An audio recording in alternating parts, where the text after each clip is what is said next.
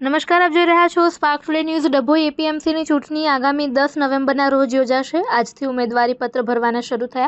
સવારે 10 કલાકે સાંજે 5 કલાક સુધી એપીએમસી ખાતે ઉમેદવારી ફોર્મ જમા કરાવવા માટે ઉમેદવારોના ટોળે જોવા મળ્યા। તો બીજી તરફ ડભોઈ એપીએમસીમાં સતત બિનહરીફ રહેતા મોટાભાગના હોદ્દેદારોને ભાજપ પ્રેરિત મેન્ડેટ આપવામાં આવ્યું। દિલીપભાઈ નાગજીભાઈ પટેલ સહિત 5 જેટલા મુખ્ય હોદ્દેદારો ભાજપમાં જોડાઈ એપીએમસીની ચૂંટણી માટે ઉમેદવારી નોંધાવી। ધારાસભ્ય શૈલેષભાઈ મહેતાની હાજરીમાં 16 જેટલા ઉમેદવારોએ પોતાનું ઉમેદવારી ફોર્મ ચૂંટણી અધિકારીને સુપરત કર્યું। ઉત્પન્ન બજાર સમિતિ ડભોઈને આગામી ચૂંટણી માટેના આજે ઉમેદવારી પત્ર ભરવાનો છેલ્લો દિવસ હોય।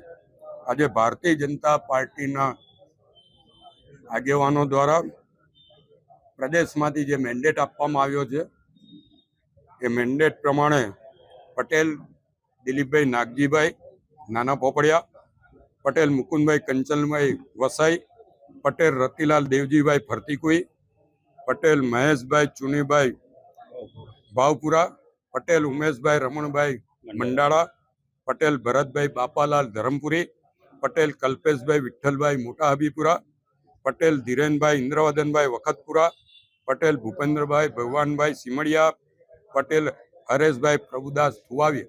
આ 10 ખેતીવાડી ખેડૂત વિભાગના ફોર્મ ભરવામાં આવ્યા છે।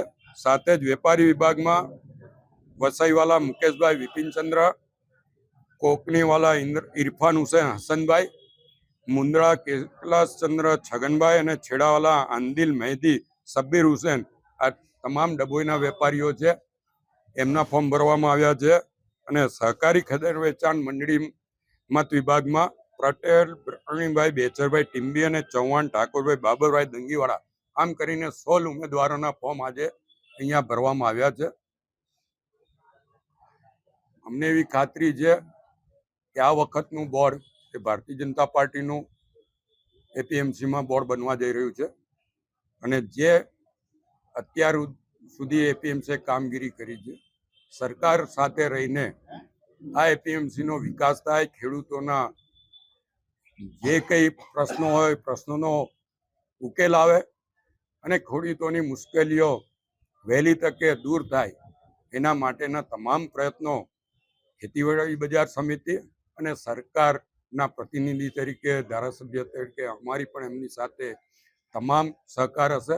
સાથે સરકારમાંથી જે કંઈ ગ્રાન્ટો ફાળવવાની હશે કે સરકારમાંથી જે કંઈ મંજૂરીઓ લાવવાની હશે એ તમામ મંજૂરીઓ લાવીને એપીએમસી ધમધમતું થાય એવા પ્રયત્નો અમારા તરફથી કરવામાં આવશે।